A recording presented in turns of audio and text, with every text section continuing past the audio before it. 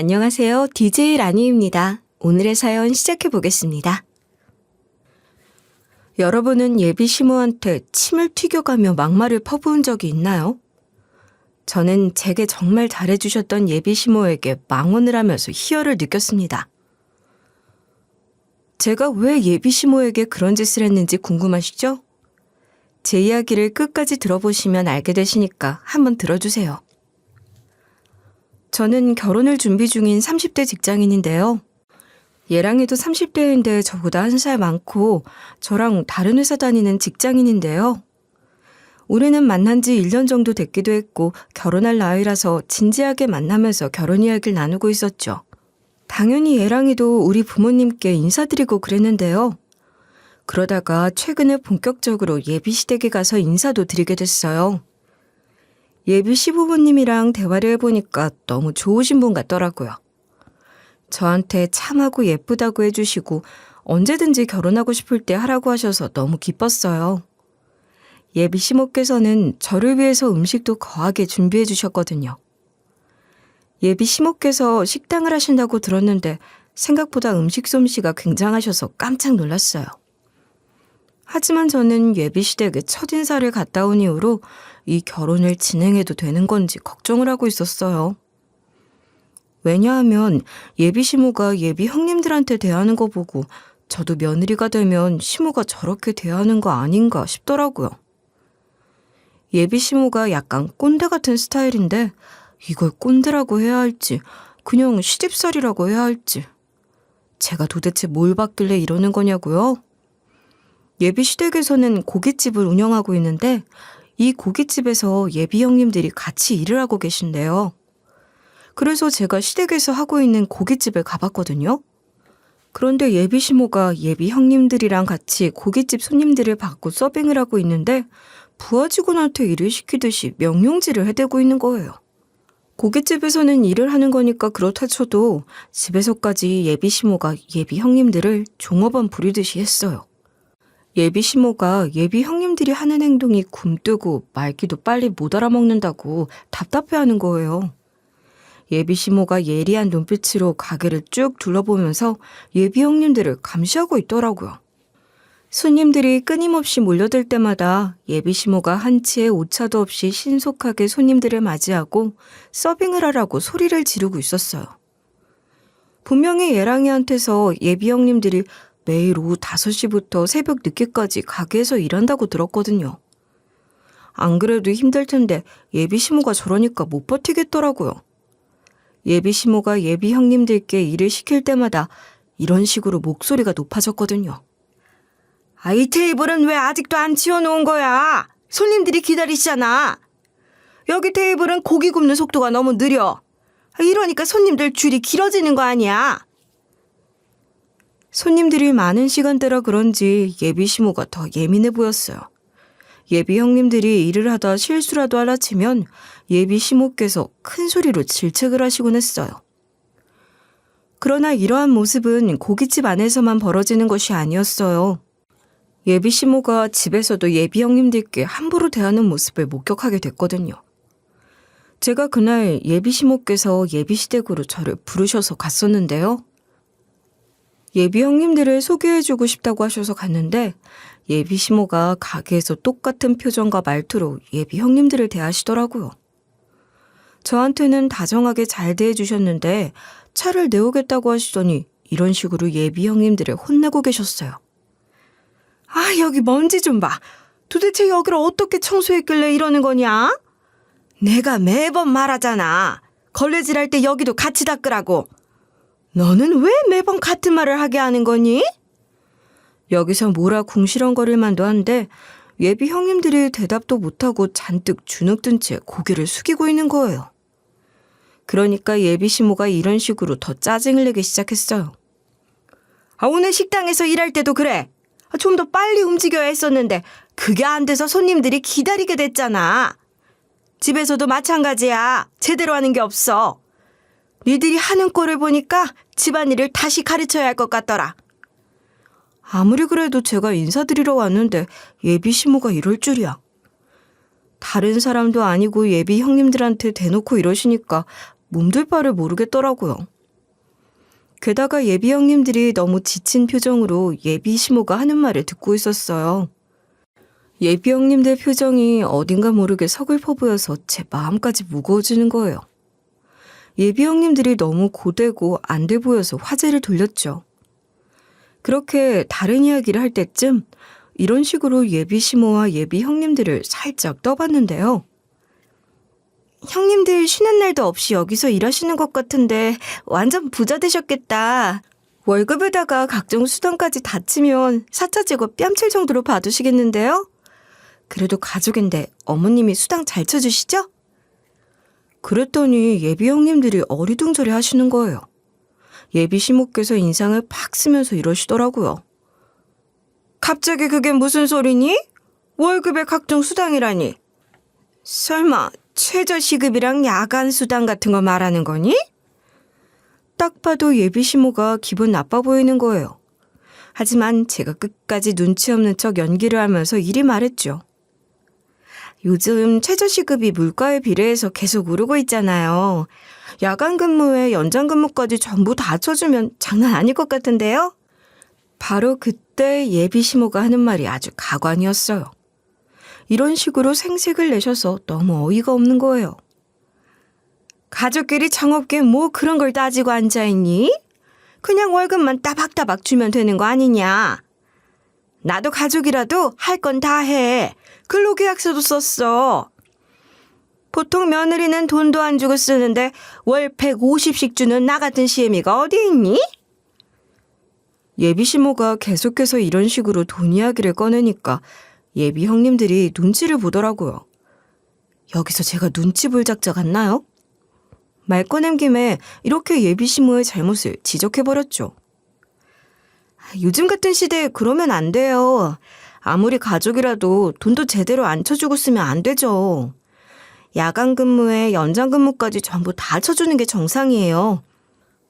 150이라니 편의점 알바만 해도 150보다 더 받아요. 형님들 너무 착취하는 거 아니에요? 그러니까 형님들이 아무 소리도 못하고 서로를 바라보면서 눈빛을 주고받고 계시는 거예요. 아주버님들은 아주 불편한 기색을 보이고 있었고요. 심지어는 큰아주버님이 저한테 이렇게 말씀하시기도 했어요. 엄청 똑부러지신 스타일이신가 보네. 그렇게 안 봤는데 말도 정확하게 할 줄 알고 기가 막히게 전국을 찔러버려. 제가 눈치가 빠른 편인데 아주머님들이 비꼬는 것 같은 거예요. 그래서 제가 여기서 파악했죠. 형님들은 노동력을 착취당하고 있고 그 남편들은 방관을 하고 있구나. 이런 생각을 쭉 하고 있는데 예비 시모가 제 얘기를 듣고 이런 식으로 불같이 화를 내더라고요. 뭐? 착취? 무슨 말을 그렇게 하니? 나 같은 시애미가 세상 천지에 또 어디 있다고 착취라니? 며느리가 시애미 도와주는 건 당연한 건데 나는 돈까지 따박따박 주잖아. 내가 여기서 뭘 더 해줘야 하는데? 그리고 저렇게 일 못하는 것들도 가족이라고 챙겨주는데 나한테 오히려 감사합니다 하고 넙죽절이라도 해야지. 이런 말을 듣고 나니 예비 시모가 원래 이런 분이구나 싶었어요. 제가 멀뚱히 예비 시모를 쳐다보면서 파악해대고 있으니까 예비 형님들과 예랑이가 나서서 예비 시모를 이렇게 달래기 시작했는데요. 예비 큰형님이 저한테 먼저 이런 말을 하고 있더라고요. 어머 동서, 우린 괜찮아. 벌써 가족같이 걱정해주는 건가 보다. 마음씨가 착하네. 고깃집 일하는 게 원래 힘들지. 안 힘든 일이 어디 있겠어. 너무 걱정하지 마. 예비 큰형님이 나서서 괜찮다고 할 줄은 몰랐었거든요. 그래서 조금 당황스러워하고 있는데 그 뒤에 예랑이가 예비 시모 어깨를 토닥이면서 이러는 거예요. 내 여자친구가 똑부러지긴 해. 엄마가 형수님들 용돈 많이 주잖아. 엄마가 최고지 최고. 세상에 엄마만큼 잘해주는 사람이 어디 있겠어? 예비 형님들이랑 예랑이가 이러니까 예비 시모가 암맘 그렇고 말고 라고 말하면서 저를 흘겨보는 거예요. 제가 불의를 보면 못 참는 성격이다 보니 처음 인사드리는 자리를 망칠 뻔했는데 예랑이랑 예비 형님들 덕분에 어떻게 잘 마무리하게 됐죠. 그런데 예비 시부모님께 점수 따기는 그렇다고 생각했고 여러 가지 이유로 이 결혼을 해야 하나 고민이 됐어요. 예비 시모가 아랫사람을 부려먹는 게 당연한 분인 것 같았거든요. 그리고 예비 시모 편을 든 예랑이한테 내심 서운한 거예요. 그래서 예비 시댁을 나오는 길에 예랑이 마음을 이런 식으로 한번 떠봤는데요. 어머님, 원래 그런 분이야? 식당에 놀러 갔을 때 형님들한테 소리 지르시더니 집에서도 그러시니까 당황스러웠어. 직설적인 편이라서 그런가? 화나신 것 같던데 내가 잘못 본 건가? 그때 예랑이가 하는 말이 그럴듯한 거예요. 예랑이가 예비 시모에 대해서 이렇게 부연 설명을 해줬거든요. 우리 엄마가 어렸을 때부터 일을 하면서 독하게 잘하셔서 그래. 아무도 우리 엄마를 안 써줘서 어디 미사리에 있는 질 나쁜 다방에서나 일손으로 받아줬는데 그때부터 일을 갈고 주방 막내부터 시작해서 자립하신 분이야. 그때의 보상심리 때문인지 좀 예민한 부분이 있으시긴 한데 속은 깊은 분이셔. 예랑이가 이렇게 예비 시모를 옹호하길래 저도 이해하려고 노력했죠. 어떻게 사람이 장점만 있겠어요.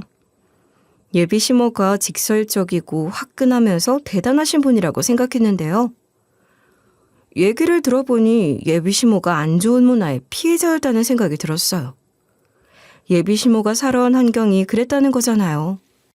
그래서 왜 그런 태도로 예비 형님들을 대했는지 이해하게 됐어요. 그리고 예비 형님들도 그냥 묵묵히 계시니까 제가 괜히 오지랖을 부리면 안 되겠다는 생각이 들었는데요. 어느 날부턴가 예랑이가 며칠째 힘이 없고 우울해 보이는 거예요. 그날도 예랑이가 퇴근하고 나서 데이트하려고 만났는데 축 처져 있더라고요. 그래서 제가 무슨 일 있냐고 물어보니까 예랑이가 이러는 거예요. 엄마네 가게가 지금 힘든 상황이라서 좀 걱정되네. 그 와중에 내가 장가 간다고 집까지 해주느라 돈을 많이 썼다고 힘들어하셔. 예비 시모가 집은 하나 해준다고 했거든요. 근데 왜 가게는 힘든 상황이냐고 물어보니까 예랑이가 이리 대답하는 거예요. 지금 악질 손님한테 걸려서 골치가 아프게 됐어. 막 밖에서 조사도 오고 이러니까 가게 분위기도 흉흉하고 손님들도 잘 안 와. 하여간 요즘 손놈들 갑질이 문제야. 가게가 휘청이고 난리다. 예비 시모가 힘든데도 집을 해주시겠다고 했고 지난번에 소란이 조금 있었는데 어차피 결혼하기로 한 거 잘 지내야 하잖아요. 그래서 예비 시모한테 안부 전화 좀 해서 잘 보여야겠다고 했죠. 제가 이렇게 말하니까 예랑이 표정이 좀 폈길래 그대로 예비 시모한테 연락해서 이런 식으로 말해봤거든요. 어머님, 지난번에 처음 인사드리러 갔을 때 서로 좋은 얘기를 못 나눈 게 너무 마음에 걸려서요. 이번에 수다도 떨면서 어머님 가게에서 어머님께 한턱 쏘고 싶은데 시간 내주실 수 있으세요? 그러니까 예비 시모가 의외라는 반응을 보이더라고요. 우쭐대는 말투로 저한테 이러는 거 있죠? 우리 가게에서? 우리 가게에서 얼마나 나올 줄 알고. 우리 가게가 좀 비싸거든. 아무리 그래도 젊은 아가씨가 감당이 되겠어? 예비 시모 말투가 좀 그러긴 했지만 제가 솔직하게 직원 날린 것도 있고 어머님이 살아온 환경이 그랬다잖아요. 제가 먼저 싹싹하게 나오면 예비 시모 반응이 어떻게 변할까 싶어서 제가 이런 식으로 대꾸해봤죠. 어머님이랑 시간 보내는 건데 왜 돈이 아깝겠어요. 그리고 곧 우리 집안일이 될 텐데 저도 조금 보탬이 되고 싶어서요. 제가 첫인상이랑 다르게 나오니까 예비 시모 마음이 조금 변했나 봐요. 예비 시모 말투가 부드럽게 바뀌더니 이러는 거예요. 그래, 가족들끼리도 최저 시급이니 뭐니 챙겨줘야 하는 깍쟁이 같은 아가씨가 그래도 개념은 좀 있네. 내 말대로 가족들끼리 서로 도우며 살아야지. 그래, 시간 내서 한번 오렴. 평일 점심시간에 오면 딱 좋겠다. 금요일 날은 저녁 장사만 하거든. 예비 시모가 아무래도 지난번에 했던 말들을 마음에 두고 있었나 봐요. 이번 기회에 점수를 확실히 따야겠다는 생각이 들었어요. 그래서 금요일 점심시간 예비 시모랑 상의한 날짜가 다가왔는데요. 예비 시모 가게는 금요일만 저녁 장사라니까 금요일 점심시간에 보러 갔어요. 제가 얘랑이랑 같이 월차를 쓰고 금요일 점심시간대에 가기로 했으니까 우리끼리 오순도순 먹을 수 있을 것 같더라고요. 약속 시간 전에 미리 고깃집에 가자 예비 시모가 저랑 얘랑이를 반갑게 맞이해 주셨어요. 그래서 저도 예비 시모께 인사드리고 그동안 잘 지내셨냐 근황 좀 물었다가 제일 비싼 한우를 시켰어요. 몇 분 뒤 예비 형님들이 웬 아이들을 데리고 들어오는데 예비 형님들 애들 같았죠. 예비 시모가 사람 좋게 웃으면서 이러는 거예요. 예비 며느리 왔다고 하니까 내가 미리 인사하라고 다 불렀지. 다 같이 먹으면 좋지 않니? 결혼하면 앞으로 자주 보게 될 테니까 네 형님들한테도 예쁨 받아야지. 예비 시모가 이런 말씀을 하시길래 처음에야 당황스러웠지만 테이블에 애들이 있으니까 분위기가 좋아지더라고요. 게다가 예비 시모가 자기가 고기를 많이 구워봐서 맛있게 굽는 법을 안다고 직접 구워주시는 거예요. 덕분에 맛있게 먹었는데 계산하려고 보니까 이게 참 애매하더라고요. 예비 시모네 가게에 예비 형님들도 있는 거 알고 있으니까 같이 먹게 되려나 생각은 했지만 이 많은 양의 한우를 제가 다 계산하려고 하니까 속이 좀 쓰렸거든요. 제가 머뭇거리는 걸 봤는지 옆에서 예비 작은 형님이 이러시는 거예요. 왜 그래? 아, 계산하는 것 때문에 그래? 우리가 먹은 건 우리가 낼 테니까 동서랑 어머님이 먹은 것만 계산해. 각자 긁으면 되지. 동서가 원래 우리랑 밥 먹을 예정은 아니었잖아. 예비 작은 형님뿐만 아니라 예비 큰 형님도 작은 목소리로 각자 내자고 하시는 거예요. 이렇게 예비 형님들이 절 배려해 주셔서 다행이라고 생각하고 있었거든요. 근데 예비 시모가 예비 형님들을 째려보면서 갑자기 끼어들더니 이러는 거 있죠? 예비 며느리가 예비 시댁 식구들한테 잘 보이려고 인사하러 온 거잖니. 이런 건 예비 며느리가 내야지. 왜 네가 내려고 그래? 이러면서 예비 형님들한테도 눈치 없다고 타박을 주는 거예요. 제가 자발적으로 계산하려고 한 거랑 옆에서 내라고 하는 거랑 천지 차이잖아요. 순간 기분이 나빴지만 제가 웃으면서 이렇게 말씀드렸어요.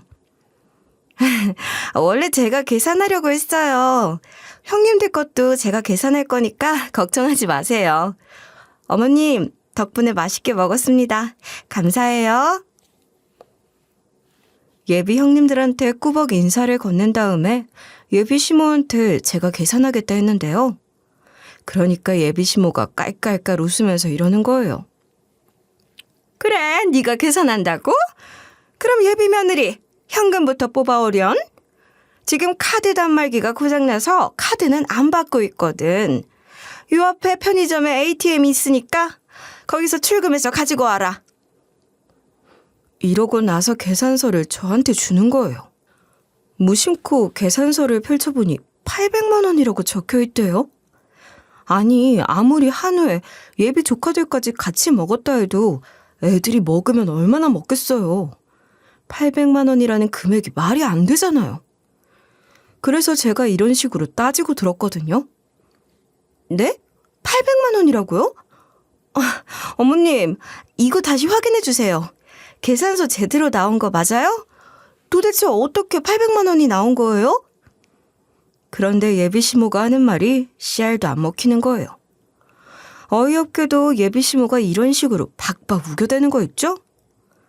800만 원이 맞아. 네가 한턱 쏜다며. 그리고 내가 집까지 해줬는데 이 정도도 못 해줘? 우리 아들이 여자를 잘못 만나도 한참을 잘못 만났나 보다. 세상에 이렇게 양심 없는 애를 다 데리고 왔네. 아니, 누가 보면 10억, 20억대 아파트 해준 줄 알겠어요. 그래봤자 2억 3천짜리 빌라 해줬는데요. 물론 이것도 많이 해준 거지만 예비 시모가 너무 막무가내로 굴잖아요. 그래서 제가 예비 시모한테 이런 식으로 단호하게 나오고 말았죠. 어머님, 이렇게 눈치 주려고 집 해주신 거예요? 저 부려먹고 뜯어먹으려고 집 해주시는 거 아니잖아요. 우리 둘 잘 살라고 해주신 집 아니에요? 설마 그런 의도로 해주신 거면 안 받을게요. 제가 이렇게 말하니까 예비 시모 입술이 바르르 떨리더라고요. 화가 많이 났는지 저한테 이런 식으로 윽박지르기도 하셨어요. 내가 집을 안 사주면 니들은 어디서 살게? 너 지금 내가 아파트가 아니라 빌라 해줘서 이러는 거니? 요즘 같은 고물가 시대에 너야말로 빌라 한 채라도 해올 수 있어? 제가 집 없으면 결혼 못한다고 한 적도 없는데 이러니까 황당하더라고요. 그래서 제가 예비 시모께 이런 방법으로 조목조목 따지기 시작했어요. 전 원룸이든 전셋집에서든 정철 씨랑 잘 먹고 잘 살 생각 있어요.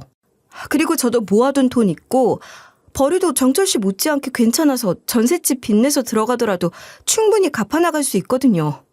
그 부분은 걱정하지 마시고 어머님은 신경 쓰지 마세요. 저도 기분이 나빠져서 톡 쏘는 말투로 말해버렸는데요. 예비 시모가 그 말을 듣고선 얼굴이 시뻘개지더니 이러는 거예요. 나는 내 아들 빚에 시달리게 할 수 없다. 너는 빚이 웃음니? 어떻게 결혼하자마자 빚낼 생각부터 하는 게야? 지금 네 태도 자체가 글러먹었다. 시모가 집 한 채 준다고 하면 굽히고 들어와서 받아갈 것이지. 왜 이렇게 말이 많아? 예비 시모가 이런 식으로 버럭버럭 소리를 지르길래 저도 짜증이 났죠.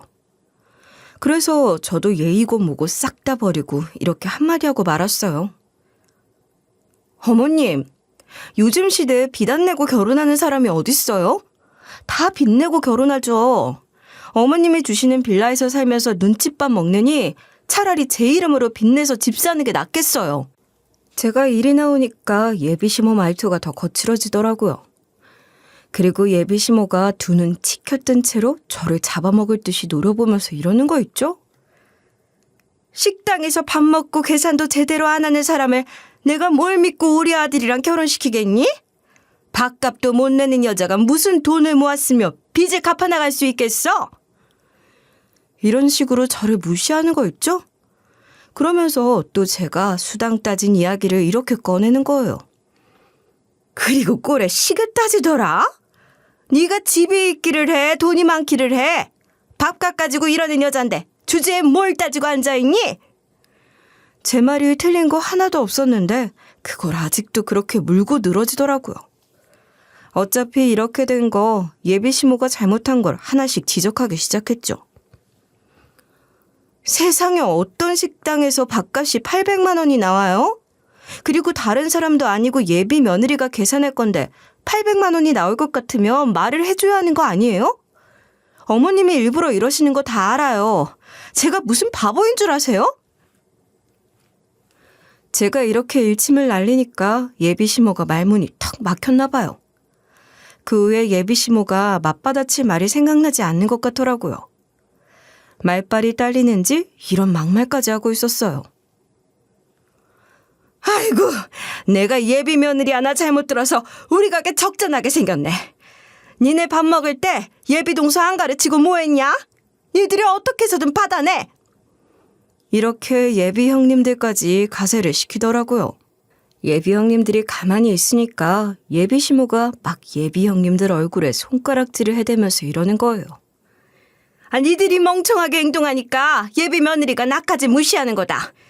내가 누누이 말했지? 지능 낮은 짓거리 하지 말라고. 이런 식으로 막 뭐라 하는 거예요. 그래서 제가 예비 시모를 한심하게 바라보면서 이렇게 말해버렸죠.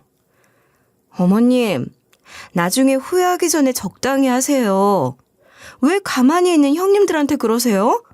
형님들이 만만하니까 이러시는 거죠? 예비 시모가 무슨 말을 하든 간에 제가 따박따박 말대꾸를 하니까 괜히 예비 형님들한테 화풀이를 하더라고요. 저를 보면서 말하는 게 아니라 예비 형님들을 쳐다보면서 이러는 게 다 보였어요. 니들이 뭘 하려고? 날 혼쭐이라도 낼 수 있을 것 같아? 하긴 니들이 뭘 하겠어. 어디 한번 해봐라. 난 하나도 안 무서우니까 어디 한번 해보라고. 아휴, 못하겠지? 어떻게 며느리가 시어머니한테 그딴 말을 해대? 못 배운 년들이라 정신이 나간 것 같아. 버르장머리가 없어. 예비 시모가 저한테 대놓고 말하긴 좀 그러니까 아주 혼자서 생쇼를 다 하는 거예요. 그래서 제가 나서서 예비 시모의 행동을 콕 집어서 이야기했죠. 어머님, 형님들한테 말하지 말고 저한테 하세요. 왜 형님들한테만 삿대질해 가면 뭐라 하세요? 형님들은 한마디도 안 했는데 왜 그러시냐고요. 제가 이렇게 따지고 드니까 예비 시모가 저를 보고 머뭇거리는 거예요. 한참을 망설이다가 제 눈에 보지도 못하고 이리 역정을 내는 거 있죠? 니한테도 하는 말이다. 왜 말귀를 못 알아쳐먹어? 첫째 며느리나 둘째 며느리나 니나 똑같다. 내가 딱 보니까 셋 다 똑같이 지능이 낮은 것들이야. 예비 시모가 이런 식으로 또 쌍욕을 하는 거예요. 이제 가만히 있으면 안 될 것 같아서 제가 이렇게 얘기해버렸죠. 어머님, 왜 저희한테 그런 식으로 말씀하시는 거예요? 나중에 후회하기 전에 선 넘지 마세요. 여기서 한마디라도 더 하면 어머님이 미안하다고 해도 받아줄 생각 없어요. 예비 시모가 제 마지막 경고를 듣지도 않고 우습게 생각하더라고요. 예비 시모가 아주 대놓고 콧방귀를 뀌면서 저한테 이랬거든요. 뭐? 미안하다고 해도 받아줄 생각이 없다고? 며느리가 시어머니한테 그게 할 소리냐? 도대체 네가 뭘 할 건데? 이렇게 말하면서 절 가소롭다는 듯이 쳐다보길래 계획대로 해버렸죠. 예비 시모가 말이 안 통하니까 제가 어디론가 전화 한 통을 걸어버린 거예요. 예비 시모가 그런 저를 보고 이러더라고요. 아이고, 내 앞에서 센 척하면서 대들더니 이제 꼬랑지를 말아버리려고? 800만 원이 없어서 돈 좀 구해보려고 하는 거냐? 니네 엄마한테 전화하게? 이런 말을 하면서 웃고 있는 거예요. 전 그런 예비 시모의 얼굴에다 대고 같이 환하게 웃어줬죠. 그러니까 예비 시모가 제가 통화하는 내용을 듣고 점점 안색이 창백해지더라고요. 왜냐하면 제가 구청에 전화를 걸어서 이렇게 말해버렸거든요. 여보세요? 거기 구청이죠? 제가 어머님 식당을 왔는데 해외에서 수입한 고기를 한우라고 속여 팔고 있어서요. 메뉴판, 원산지 표시판, 식당 내에 붙어있는 광고지까지 전부 다 한우라고 적어서 사기를 치고 있네요. 이렇게 제가 구청에 바로 신고를 해버린 건데요. 이걸 알면서도 한우를 시켜 먹은 이유는 별거 없었어요. 예비 시몬의 가게 일인데 아무런 피해도 안 받은 제가 참견하는 것도 웃기고 일단 저는 원산지가 중요한 게 아니었거든요. 제일 비싼 걸 시켜서 매상을 올려주려고 했던 거니까. 모르는 척 넘어가 주려고 했는데 예비 시모가 선을 넘어서 제가 비장의 수를 쓴 거예요. 예비 시모가 제가 신고하는 전화를 옆에서 듣고 있더니 바로 저한테 무릎을 꿇고 싹싹 빌더라고요. 아, 며느라, 갑자기 왜 그러니? 가족을 이렇게 신고하는 게 어딨어? 내가 원산지 고쳐서 판매할 테니까 제발 빨리 신고 철회해줘라, 응? 예비 시모가 신고 한 번 했다고 180도 돌변해버리니까 어이가 없고 황당하더라고요. 그래서 제가 허탈하게 웃으면서 이런 식으로 직격탄을 날려줬죠.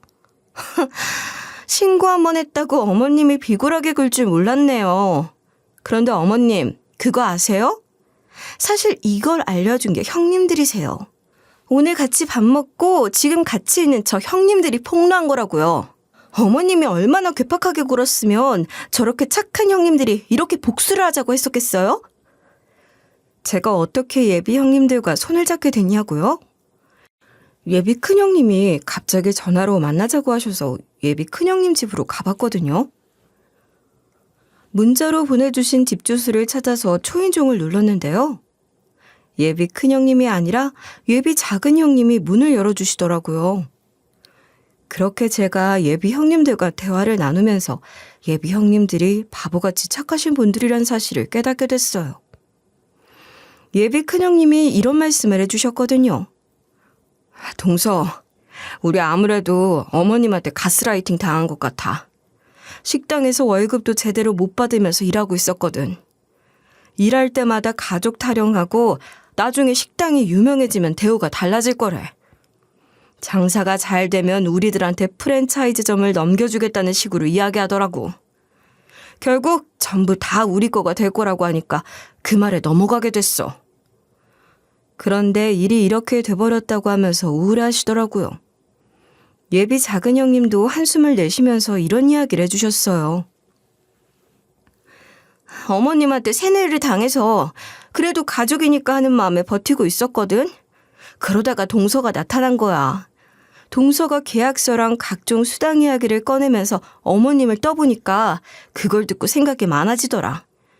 그래, 가족들끼리라도 이건 좀 부당하지 않나. 일리 있는 말이다.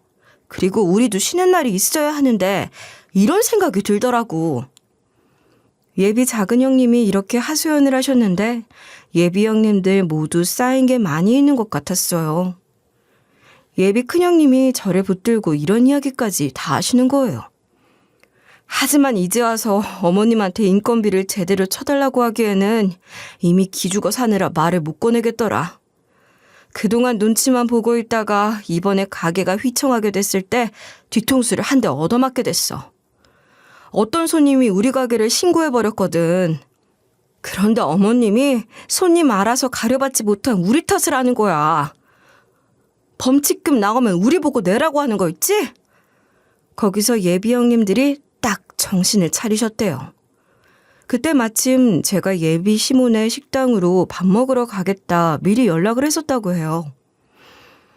예비 시모가 저랑 전화를 끊자마자 바로 예비 형님들한테 한 명씩 전화를 걸어서 이랬다는 거예요.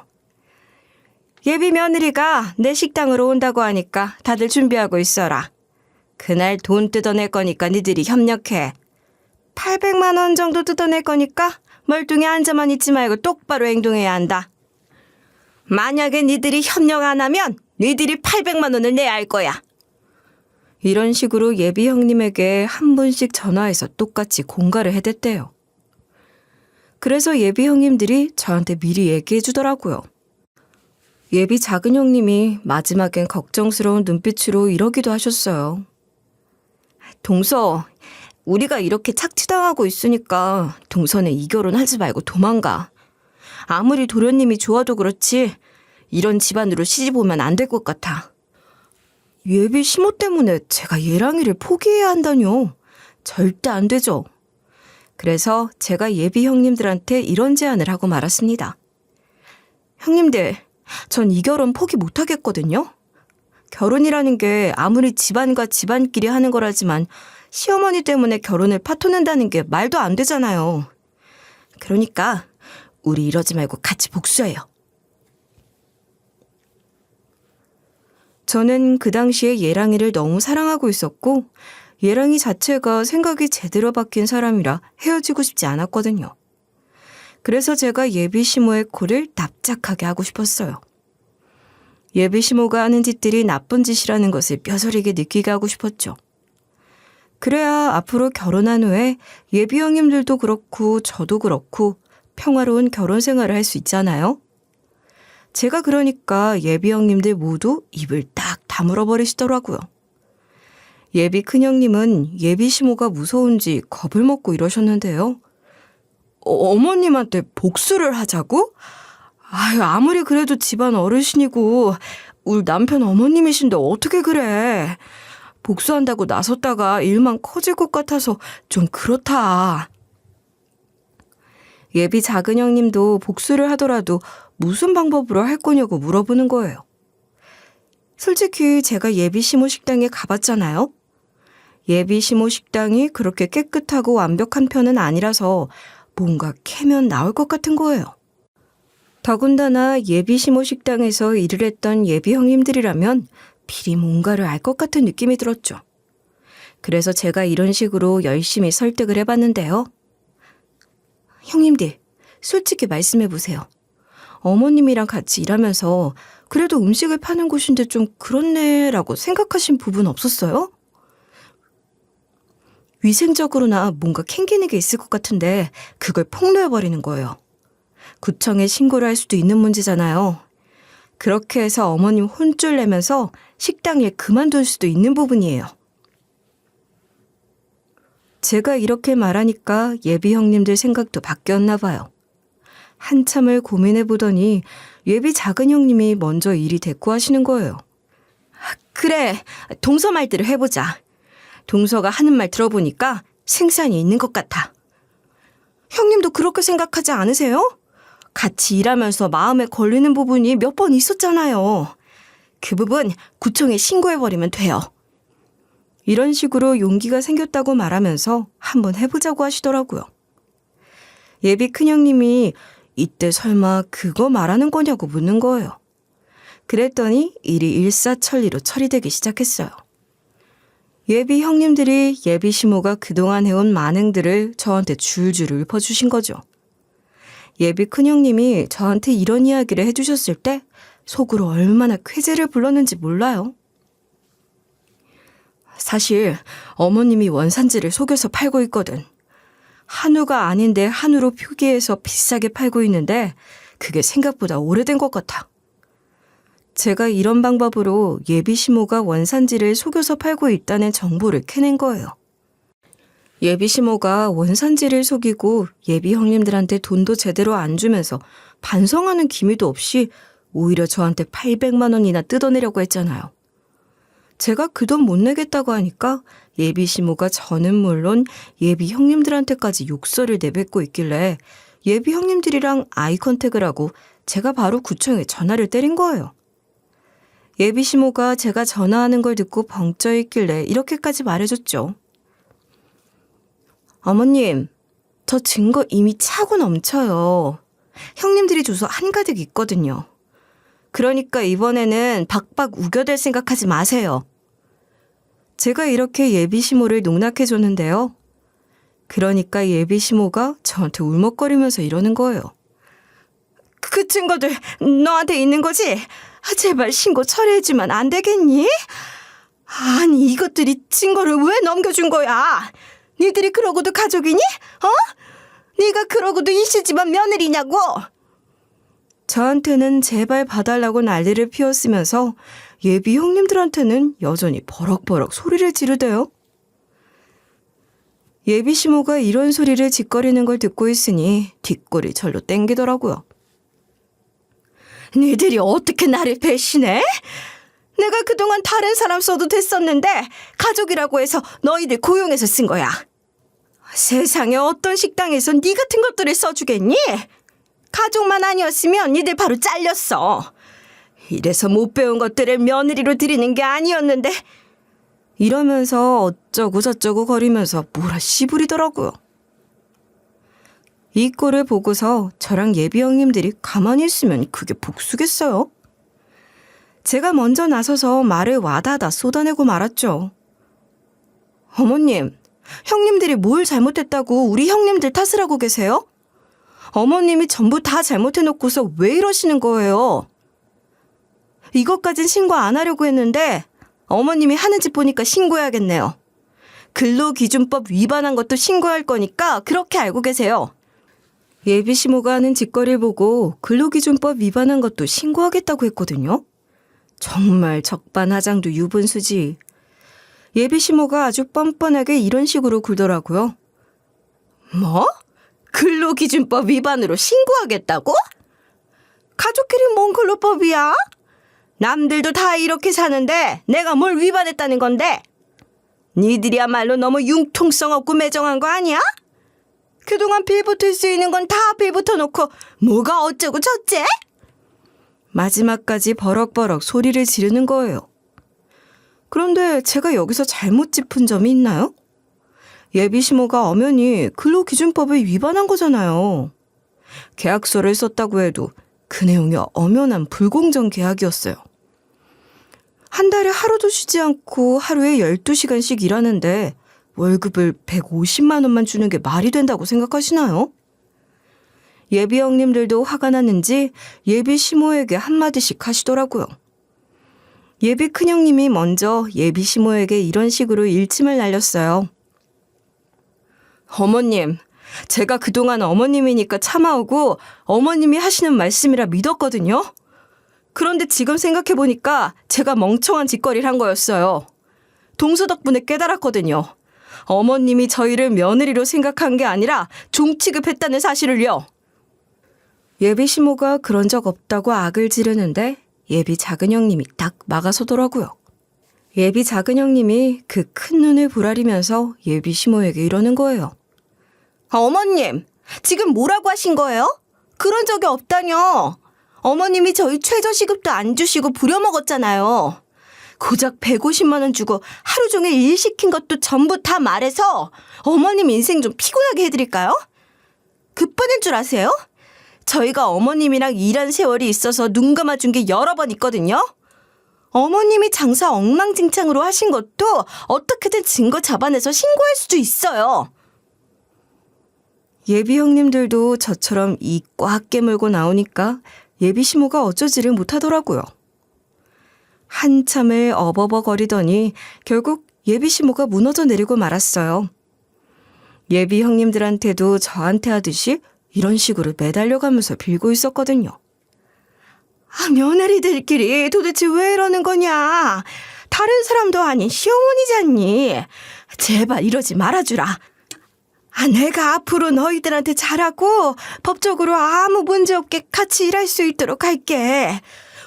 원산지 표시도 잘하고 돈도 일한 만큼 쓸 테니까 제발 한 번만 용서해 주라. 하지만 저희는 예비 시모가 이러거나 말거나 괴무시라고 나와버렸습니다. 예비 시모가 저희를 막 쫓아오면서 사과를 하긴 했지만 소용없었죠. 저희가 예비 시모를 투명인간 취급하면서 작별 인사를 나누고 갈 길 가고 말았거든요. 그렇게 예비 시모에게 한 방 먹이고 구청에 신고까지 한 상태로 며칠이 지났는데요. 얘랑이랑 주말에 모처럼 같이 시간을 보내고 있었을 때였어요. 갑자기 얘랑이가 전화를 받더니 누군가랑 막 통화를 하는 거예요. 얘랑이가 엄마라고 부르는 걸 보니 예비 시모 같았어요. 저는 이미 얘랑이랑 대화를 다 나눈 상태라서 걱정 없었죠. 얘랑이도 제가 예비 형님들을 위해 예비 시모를 참교육해 준 걸 알고 있었거든요.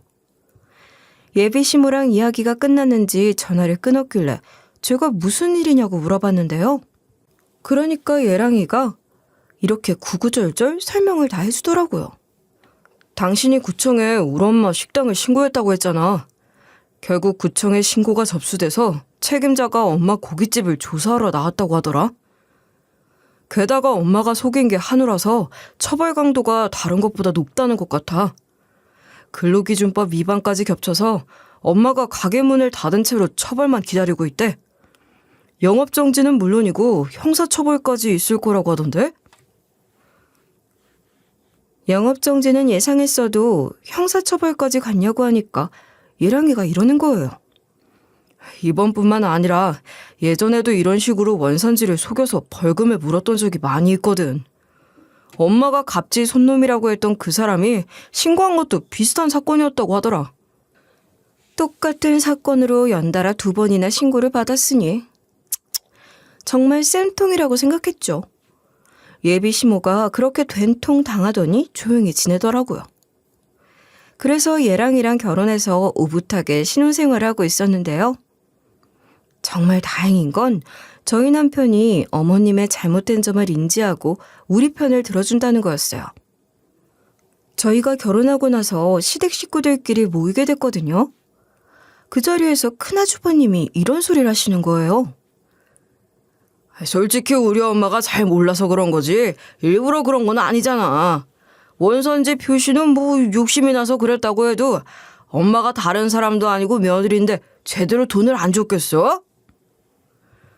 저는 큰아주버님이 왜 이러시는지 알겠더라고요. 어머님이 자꾸만 제 눈치를 보니까 기분이 나빠져서 이러는 것 같았어요. 게다가 작은 아주버님까지 나서서 이러시니까 짜증이 확 나는 거예요. 맞아. 우리 엄마가 그렇게 매정하고 이기적인 사람은 아니야. 무슨 오해가 있었겠지. 아무래도 우리 와이프가 출근하라고 했을 때 말도 안 하고 안 간 것 같은데? 제가 이때 나서서 적당히 좀 하려고 했거든요. 그런데 저희 남편이 딱 저를 막아서서 이런 식으로 쓴소리 좀 해준 거예요. 형들 지금 무슨 소리 하는 거야? 엄마가 솔직히 실수하긴 했지. 이런 걸 감싸주면 어떡해? 이럴 때는 마누라 감싸줘야지, 안 그래? 그러니까 엄마가 계속 막무가내로 구는 거 아니야. 그치, 여보? 남편이 이렇게 말하면서 저를 쳐다보길래 감동을 받고 말았죠. 전 그날 남편을 다시 보게 됐는데요. 문제는 아주버님들이었어요. 남편이 대놓고 뭐라 한마디 해버리니까 자존심이 상했는지 괜히 형님들을 건드리더라고요. 아무리 그래도 며느리가 시어머니한테 그러는 게 맞냐. 지금이라도 사과해라. 서로 사과해야 보기 좋을 것 같다고 말하는 거예요. 자기 엄마 편들면서 형님들을 엄청 혼내길래 속이 부글부글 끓었는데요. 그런데 또 형님들이 변했더라고요. 큰형님이 아주 대놓고 이런 말씀을 하시는 거예요. 뭐라고? 당신 지금 뭐라고 했어? 내가 지금 어머님한테 잘못했다는 거야? 내가 어머님한테 잘못한 게 뭐가 있는데 이런저런 꼴 보기 싫으니까 확 이혼해버려? 이러니까 큰 아주버님이 깨갱하더라고요. 작은 아주버님도 자연스럽게 입을 다물면서 작은 형님 눈치를 보니까 제 속이 다 시원해졌어요. 시댁이라고 며느리들 종처럼 부리면서 아주 시집살이 못 시켜 안달이더니 며느리 파워가 어떤지 똑똑히 알려준 거죠. 그리고 요즘 결혼하고 나서 너무 좋은 게 시모가 죗값을 받은 뒤로 찍소리도 못 내고 살고 계세요. 제가 명절이나 시부모님 생신 같은 날에 시댁에 가고는 있거든요. 그때마다 시모가 제 눈치를 막 보세요. 얼마 전에 시모 생신이라고 하길래 꼴 보기 싫어서 안 가고 싶었지만 또 남편 생각해서 가줬죠. 게다가 시모가 저를 볼 때마다 쩔쩔매면서 잘해주려고 하는 게 다 보였거든요. 어느 날은 조용한 목소리로 미안하다고 하시길래 영 끊진 않았어요. 그래서 이번 시모 생신 때도 시댁에 간 거예요. 시부는 늘 그랬던 것처럼 저를 환영해 주시고 예뻐해 주시더라고요. 시모는 저한테 말도 쉽게 못 붙이고 제 기분이 어떤지 살펴본 다음에 은근슬쩍 이런 식으로 말을 붙이셨어요. 우리 막내 며느리 오느라 수고했다. 얼른 와서 밥 먹어. 내가 우리 며느리 좋아하는 음식 잔뜩 해놨거든? 우리 며느리 불고기 좋아하지? 전 그동안 시모가 그러거나 말거나 집 안으로 들어가 형님들께 인사를 건넸죠. 시모 생신이니까 당연히 형님들이 와 있었는데요. 형님들이 그동안 시집살이 당한 게 있어서 그런지 그 뒤로도 항상 부엌에 있었거든요. 역시나 이번에도 형님들이 부엌에 있었고 시모가 형님들한테 이런 잔소리를 하고 있더라고요. 얘야, 이건 이렇게 해야지. 그렇게 하면 어떡하니? 음식 얼른 뒤집어라. 그러다 타겠다. 거 봐, 내가 탔을 거라고 했지? 결혼한 지 몇 년이 됐는데 음식 하나 제대로 못하냐? 이렇게 시모가 옆에서 말만 하고 있고 형님들이 막 분주하게 미역국 떠서 나르고 나물 덜고 있더라고요. 그래서 제가 음식은 누가 한 거냐고 물어봤어요. 그때 작은 형님이 이렇게 대답하시는 거예요. 나랑 형님이 일찍 와서 한 거야. 미역국만 한 게 아니라 잡채, 불고기, 나물, 각종 반찬들까지 집에서 들고 온 거고 시댁에서 한 것도 있어. 형님들이 이렇게까지 해줬으면 고마워할 법도 하잖아요. 시모가 그걸 고마워하지도 않고 이런 식으로 한마디 거들고 있는 거예요. 네가 해온 나물은 너무 짜더라. 간은 보기나 한 거니? 넌 맨날 음식을 너무 짜게 해오던데 네 입맛이 이상한 거니? 이게 짜게 안 느껴져? 시모가 또 얼차겁게 굴려고 하니까 제가 또 잡아줘야겠더라고요. 그래서 제가 어머님을 툭툭 치면서 이리 말해버렸습니다. 어머님은 뭐 하세요? 저도 거들 테니까 어머님도 하세요. 애써 힘들게 음식 만들었는데 투정 그만 부리시고 숟가락이랑 젓가락이나 내오세요. 이렇게 말하고 시모 손에 젓가락이랑 숟가락 뭉텅이로 쥐어주니까 시모가 아무 말도 못하고 식탁 세팅을 하는 거예요. 시모만 시집살이 안 시키고 집안일을 도우니까 얼마나 평화로웠는지 몰라요. 시부는 늘 그랬듯 우리 준다고 뒷베란다에 있는 냉장고에서 식혜 가져오고 남편은 설거지를 좀 해놔야 나중에 하기 편하다고 그나마 조금 쌓여있는 설거지를 해줬거든요. 이 뒤로 시모도 알아서 입 다물고 집안일을 도와주고 있어요. 그러니까 형님들 얼굴도 싹 폈더라고요. 시몬만 바뀌었더니 시댁이 화기애애져서 행복한 하루하루를 보내게 됐네요. 여기까지 제 사연글 들어주셔서 감사하고요. 만약에 여러분이 부당하게 시집살이 당하는 일이 생긴다면 꼭 이렇게 되갚아주세요. 이렇게 하니까 결혼 생활이 한결 편안해져서 너무 좋네요.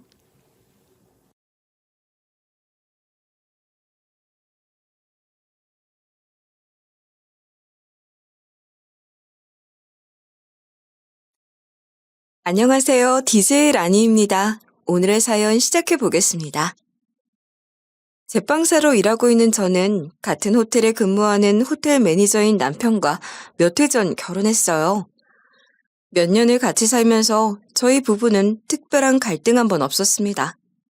남들은 시자 집안 잘못 만나 고생고생하기도 한다는데 전 시가로 고민한 일도 전혀 없었죠. 시부모가 특별히 인간성이 되게 좋다거나 엄청나게 잘해주신다거나 한 건 아니지만 너희가 알아 잘 살 일이지 우리는 신경 안 쓴다 하는 주의라 일절 참견도 잔소리도 않고 저희가 뭘 하든 별로 신경도 안 쓰는 쿨한 스타일이었거든요. 그렇게 큰 어려움 없는 결혼 생활을 보내다 저는 생각도 못했던 복병을 처음 만나게 됐고 그건 다름 아닌 동서였습니다. 남편에게 하나 있는 남동생이 결혼을 하면서 의사동서가 들어오게 됐거든요. 안녕하세요. 최혜련이라고 해요. 처음 뵙겠습니다.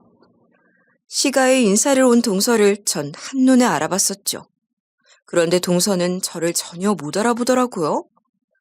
괴롭힌 놈은 발벗고 자도 당한 사람은 못 잊는 법이라더니 그 말이 딱 맞더군요.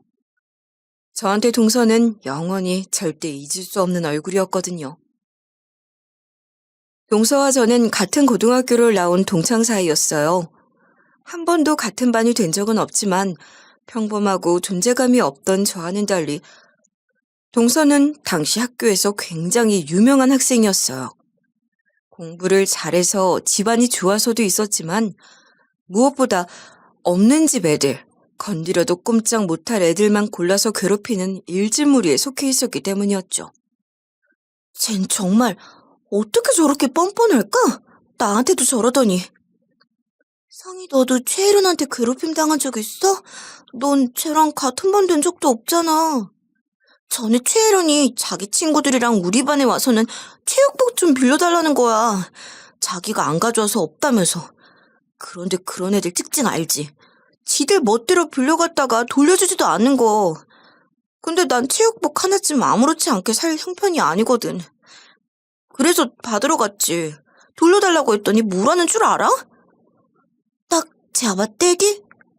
그것뿐이게 나더러 뭐라는 줄 알아? 아, 그 체육복 냄새 나는 거? 그거 너무 냄새나고 더러워서 내가 대신 버려줬는데 설마 그거 계속 입으려던 건 아니지, 친구야? 이러는 거 있지? 내가 진짜 황당해서. 그러다 몇 달 뒤 제가 동서와 직접적으로 맞부딪히게 된 일이 생기게 되는데 그건 제가 고등학생 시절 배달을 하면서였어요. 당시 전 가정 형편이 어려웠기 때문에 알바를 여러 개 해야 했어요. 제가 제빵 일을 배우고 있었던 터라 저녁에는 빵집에서 일했고 아침에는 스쿠터로 우유와 신문 배달을 같이 했죠. 배달할 때 우유랑 신문을 같이 하면 같은 시간 대비 더 돈을 많이 벌 수 있어 그렇게 일을 하고 있었거든요. 그런데 그렇게 배달하던 집들 중에 동선의 집이 있었던 거예요. 야, 배달! 여느 날처럼 전 한 부잣집 대문 주머니에다 우유를 넣으려고 하는데 누군가 절 야, 배달! 하고 부르는 거예요. 동서였죠. 동서는 제가 같은 학교에 다니는 동급생인 줄도 모르더군요. 얼마나 많은 친구들을 상대로 함부로 대하고 다녔으면 그랬는지. 야, 배달! 너 지금 뭐하냐? 우유 배달하잖아. 안 보여? 우유 배달하잖아? 이게 어디서 반말 짓거리야? 고객한테 그따위로 구니 너는? 우리 같은 학교잖아. 너 나 모르니? 아, 그랬냐? 아무튼 너 지금 뭐 하는 짓이냐고. 요즘 자꾸 우리 집 우유 하나씩 없어지는데 그거 네가 하나씩 뿌리는 거 아니야? 무슨 소리야. 내가 무슨 우유를 뿌려. 잘만 갖다 놨는데. 웃기지 마. 네가 아니면 누가 가져갔냐고. 글쎄 나는 모르는 일이라니까? 왜 나한테 난리야. 난 매일 아침 정확히 다 배달하고 갔어. 지금도 여기 제대로 놓은 거 안 보여? 네가 제대로 배달을 하고 갔는데 왜 우리는 우유가 맨날 사라지냐고 그럼. 점점 소리가 커지자 집안에서는 그 친구의 엄마로 보이는 사람이 나오더군요. 뭐야, 왜 이렇게 시끄러워? 혜련아, 얘 누구니? 네 친구야? 친구는 무슨? 엄마, 얘가 걔야. 우유 도둑년. 우유 도둑 아니라니까. 왜 자꾸 생사람을 잡고 있어? 어머, 네가 우리 집 우유 훔쳐간 걔니? 저 아니라고요. 전 그냥 배달하는 사람이고 우유가 계속 없어지는 거면 신고를 하시든 해서 범인을 찾으세요. 어머머머머, 얘 말하는 것 좀 보게. 어린 년이 뭐가 이렇게 되바라져? 동서에 이어 동서 엄마까지 합세하니 사람 하나 억울하게 만드는 건 일도 아니더군요. 제가 아무리 아니라고 해도 둘은 막무가내였고 둘은 이미 제가 도둑이라고 결론을 내린 상태였어요. 엄마, 쟤 확 신고해버려. 아, 됐다 다더라. 나도. 없이 살아 저런 일이나 하는 애 뻔하지 뭐. 남의 거에 손이나 대고 저러고 살다 결국 지가 알아서 사멸하게 돼 있어. 손을 더러운 거 묻힐 일 뭐 있냐. 저런 거랑 말 섞을 것도 없어. 들어가자. 여기 우유 그냥 끊어버리면 그만이야. 너 내가 가만 안 둘 줄 알아? 두고 봐. 결국 저는 둘에게 꼼짝없이 낙인이 찍혀버렸죠. 야, 너 배달하면서 고객 상대로 무슨 짓을 한 거야, 임마? 네? 그게 무슨... 배달하는 고등학생짜리가 너무 막무가내고 불친절해서 불쾌해서 우리 우유 못 먹겠다고 끊으라고 전화가 닿았더라. 내가 참 살다 알바 하나 잘못 썼다 이런 전화까지 다 받긴 또 처음이네. 내가 설득하느라 얼마나 애를 먹었는 줄 알아? 한 달치 공짜로 넣어드리고 너 자르는 조건으로 계속 계약하기로 했으니까 그런 줄 알아. 안 물어봐도 누가 그런 전화를 걸었는지 알겠더군요. 결국 전 억울하게 배달 일도 잘리게 됐고 그 이후 동서는 학교에서 절 보면 도둑년 배달이나 하는 주제에 감히 나한테 대들어서 살아남을 줄 알았니? 해대며 무시를 일삼았습니다. 동서와 그 친구들이 절 볼 때마다 도둑 취급하며 헛소문을 퍼뜨려대던 고3 시절. 당시엔 참 괴롭고 화도 났어요. 하지만 다행히 그 무리들이 워낙 못된 아이들이라는 걸 다른 친구들은 알았기 때문에 그 소문을 고지고대로 믿는 이들이 없었죠. 당시엔 꽤나 괴로운 기억이었지만 성인 되면서는 저도 그때 일들은 완전히 잊고 지냈는데 동서를 다시 보니까 그때 기억이 하나씩 되살아나더군요. 전 고민이 됐습니다. 이걸 가족들한테 알려야 하나? 혹시 내가 괜히 긁어부스럼 만드는 건 아닐까?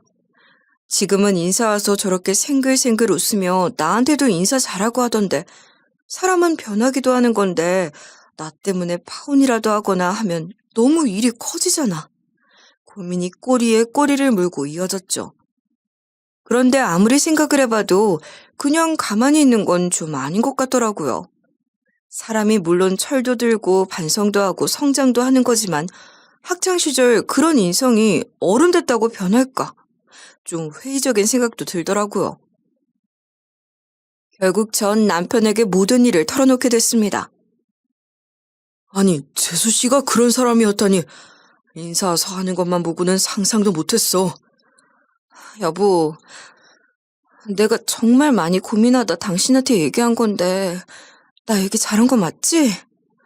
그럼 당연히 말해야지.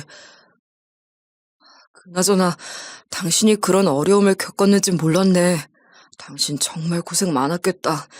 가뜩이나 당신은 어려서부터 돈 버느라 고생도 많았을 텐데 그런 괴롭힘까지 당하고. 아니야, 내가 당한 건 약과야. 더 약하고 착하고 감히 대들지 못하는 애들한텐 정말 더한 짓도 많이 했어. 요즘은 학폭이라고 그러잖아. 진짜 딱 학폭 그 자체였지. 요즘 같았으면 학폭위원회 같은 거라도 열리고 처벌이라도 받았을 텐데 그 시절엔 그런 것마저 없었으니까. 안 되겠다. 이건 그냥 우리끼리 알고 넘어갈 얘기가 아닌 것 같아. 내가 태수한테도 이야기하지. 괜찮을까? 도련님, 혜련이 걔 많이 좋아하는 것 같던데. 그래도 결혼할 사람이면 알 건 알아야지. 자기가 어떤 사람이랑 결혼하는 건지, 어떤 사람을 우리 가족으로 맞는 건지. 나 당신한테 얘기 꺼내는 것도 고민 많이 했어. 정말 조심스럽게 꺼낸 얘기야. 무슨 뜻이 있어서가 아니라 가족 되면 앞으로 얼굴 보고 살아야 할 사이니까. 그러니까 당신도 도련님한테 얘기 잘해줘. 그래, 당신 뜻 알지. 내가 그 뜻까지 분명히 전할게. 남편은 시동생에게 제가 했던 얘기를 조심스레 전했고 저는 동서가 사과를 할 거라고 생각했어요. 결혼을 무르는 것까진 바라지도 않았고 시동생이 동서를 시켜 사과라도 하게 하지 않을까 생각했거든요. 철없을 때 했던 말들이니 미안하다고, 과거 일은 자기가 잘못했으니 이제라도 잘 지내보자고.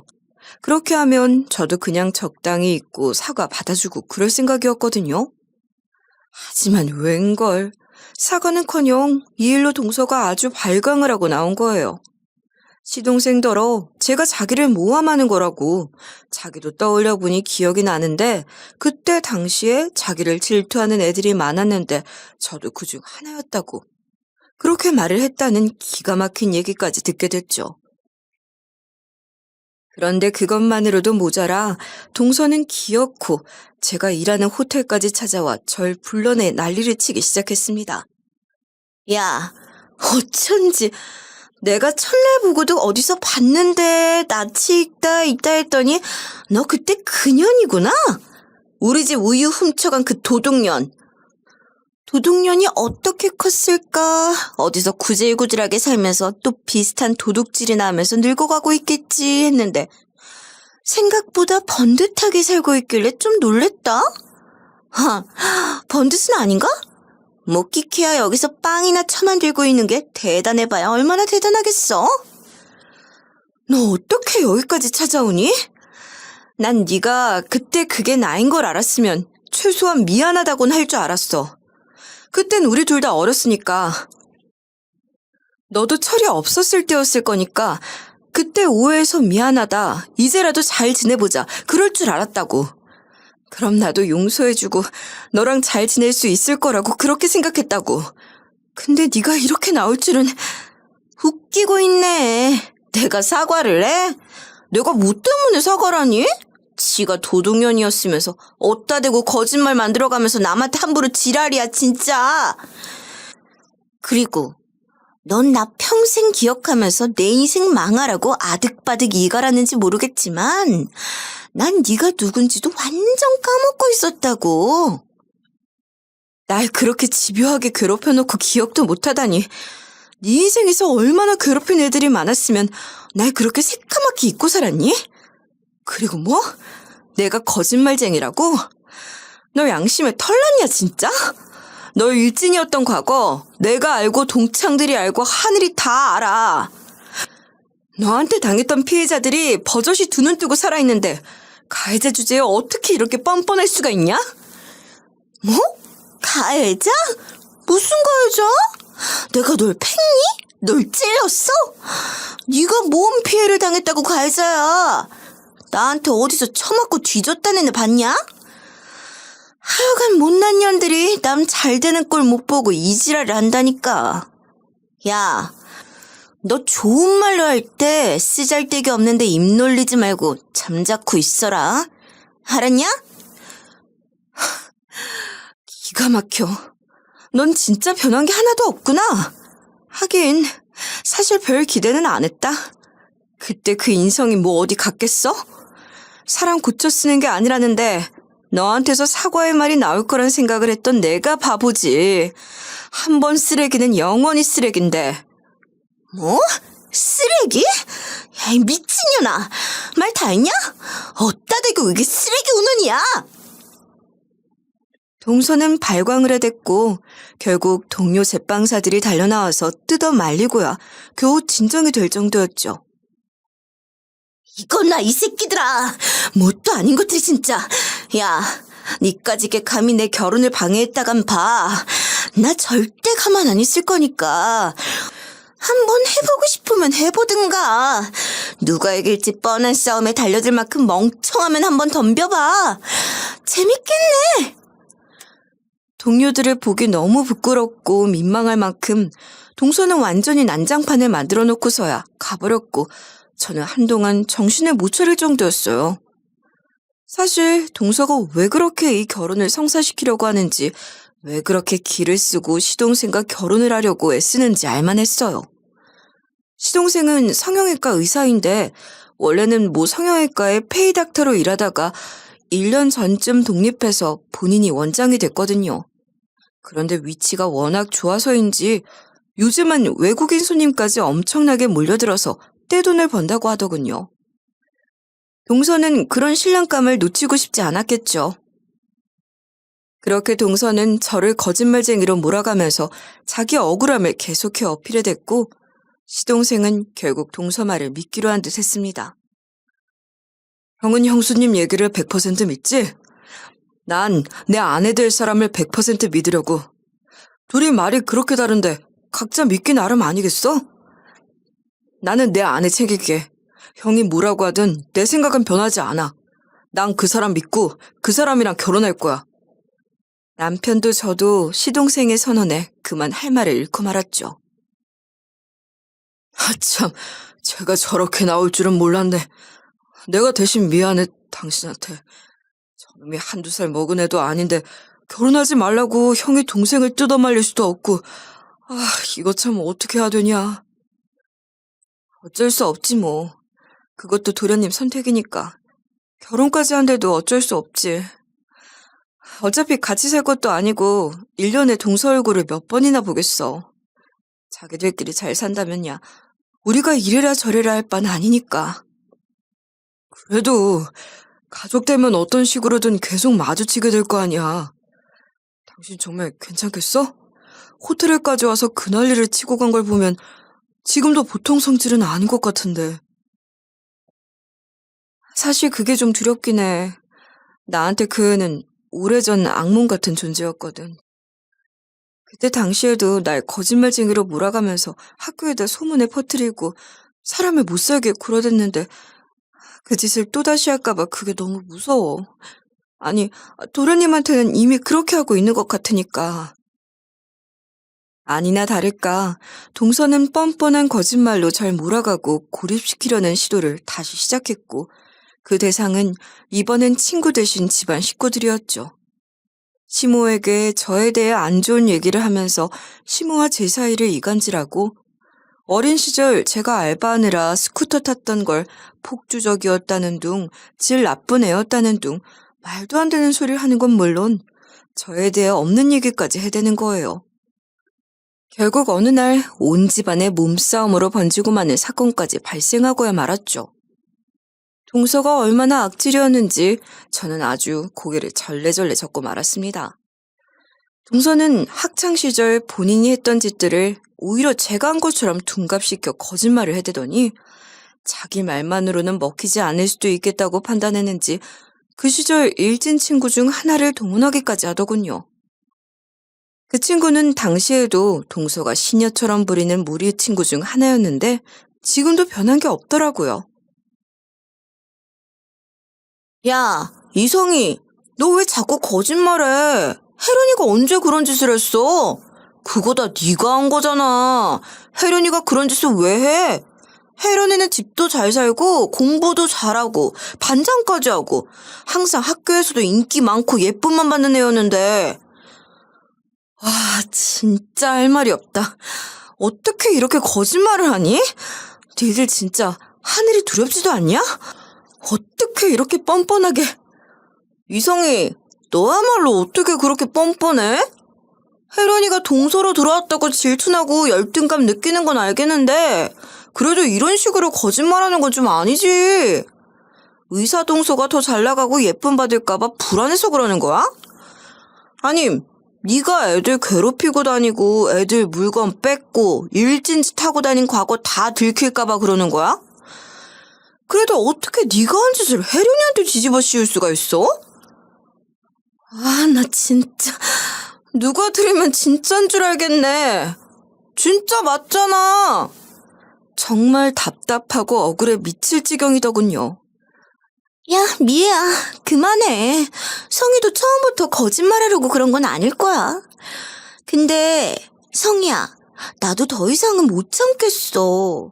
네가 자꾸 나를 없는 말로 꾸며서 쫓아내려고 하고 결혼 못하게 방해하고 네가 한 짓까지 나한테 뒤집어 씌우고 이 집에서 발 못 붙이게 하는 거. 나 도저히 더는 못 참겠어. 그래서 그 시절 친구한테까지 이렇게 부탁했어. 너한테 피해 입은 친구를 다시 너 같은 가해자 앞에 세우는 게 너무한 짓인 거 아는데? 나도 그냥 억울하게 당할 순 없잖아? 억울한 게 누군데 지금? 가해자? 누가 가해자야? 얘는 너랑 같이 일진짓하고 돌아다니던 애잖아. 니들이 가해자면서 누구더러 뒤집어 씌우고 앉았어 지금? 형수님도 그만 좀 하세요. 대체 언제까지 이러실 거예요 정말? 서방님! 시동생은 결국 증인 아닌 증인까지 앞세운 자기 아내의 말을 철석같이 믿기로 해버린 거였죠. 증인까지 나와서 이렇게 말하는데 도대체 언제까지 이러실 생각이세요? 이미 이 사람이랑 저 결혼까지 했고 형수님이 뭐라고 하시든 제 생각은 안 변해요. 그러니까 형수님이야말로 거짓말 좀 그만하세요. 진짜. 제가 그래도 형수님이라 거짓말 하시는 것도 최대한 좋게 넘어가려고 했고 이해하려고 했는데 이건 해도 너무하시네요 진짜. 형수님한테 괴롭힘 당했다는 피해자까지 나온 상황에서도 어떻게 사과 한마디 안 하실 수가 있으세요?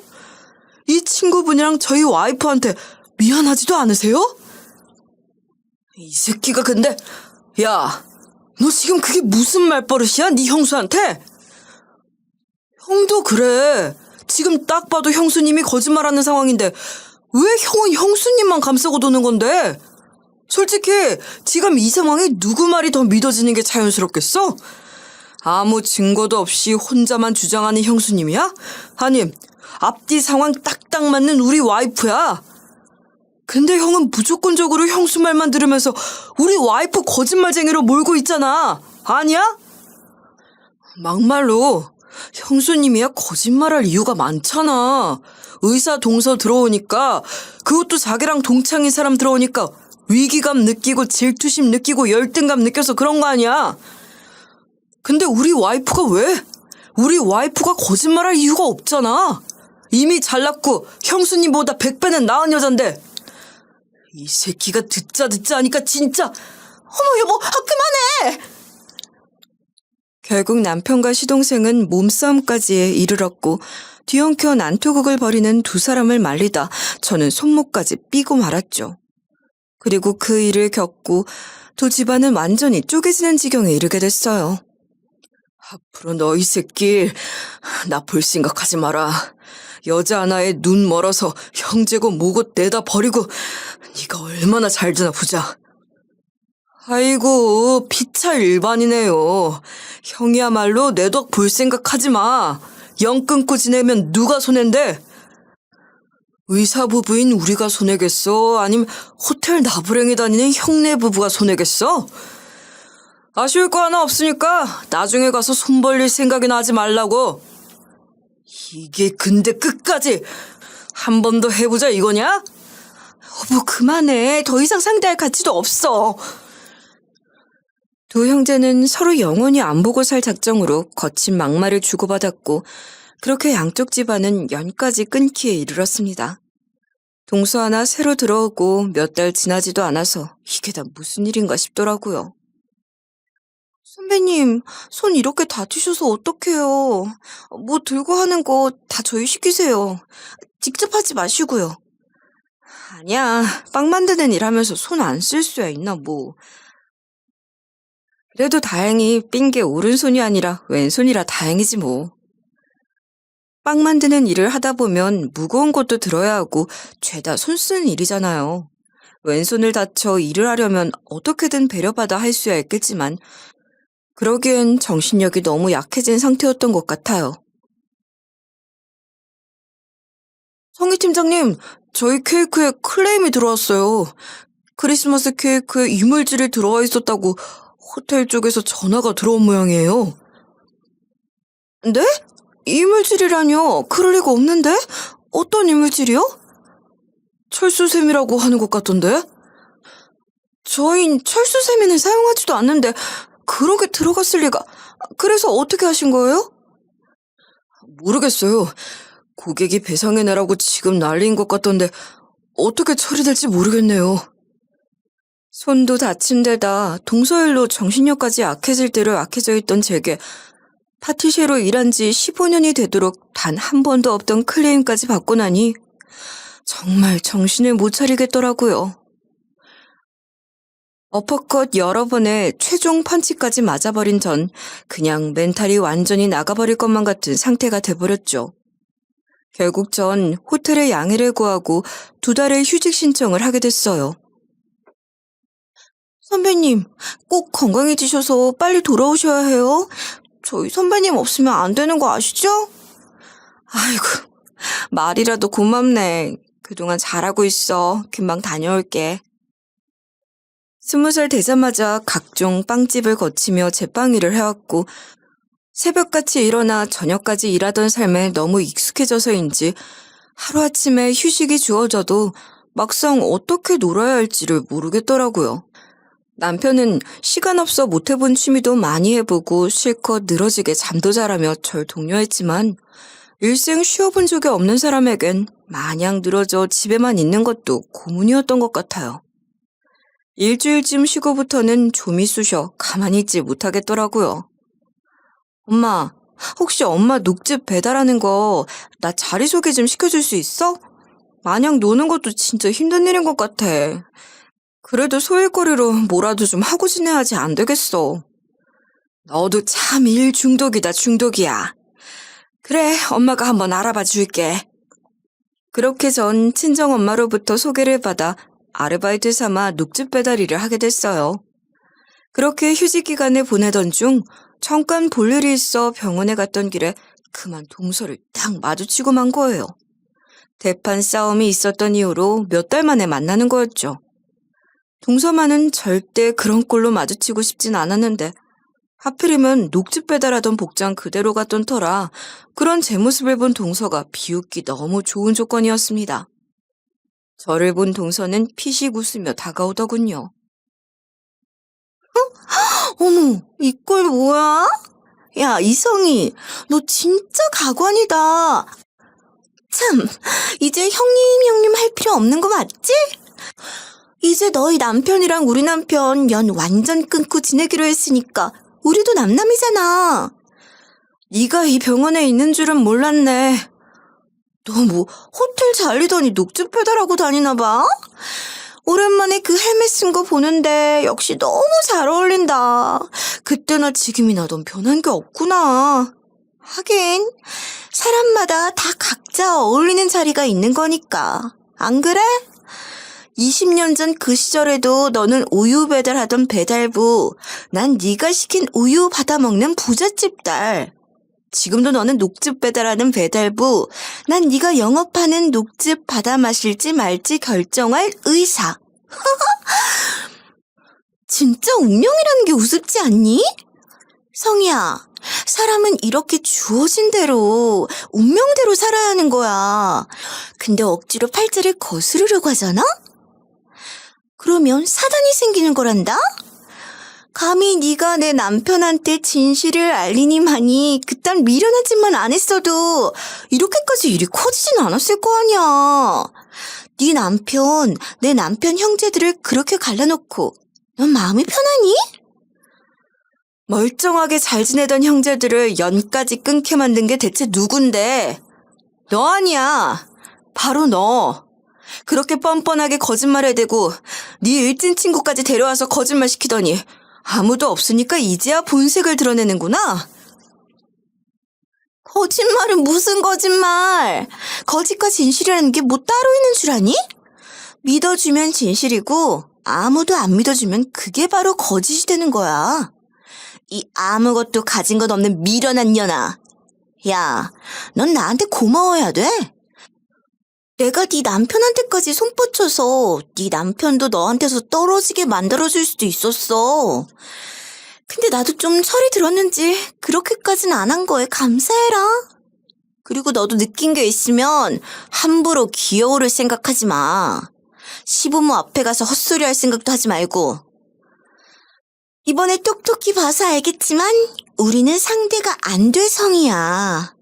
넌 우리가 상대가 될 거라고 생각한 모양인데 네가 몇 년 더 일찍 했으면 뭐하니?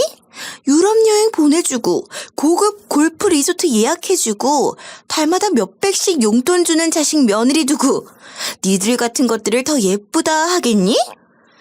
그런 거 해줄 자신 없으면 그냥 조용히 짜져 있어. 내가 다 너 생각해서 하는 말이야.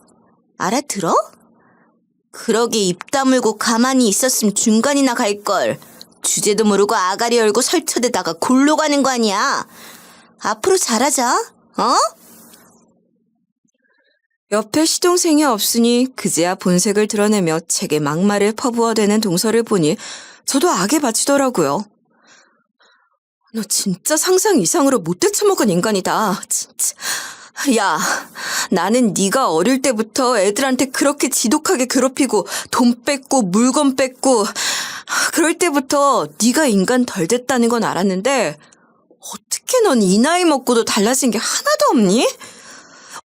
어떻게 일진 노름하던 고딩 때나 20년 가까이 지난 지금이나 변한 게 없어. 그때도 멀쩡한 사람 도둑 취급하고 헛수문 퍼뜨리더니 넌 똑같구나.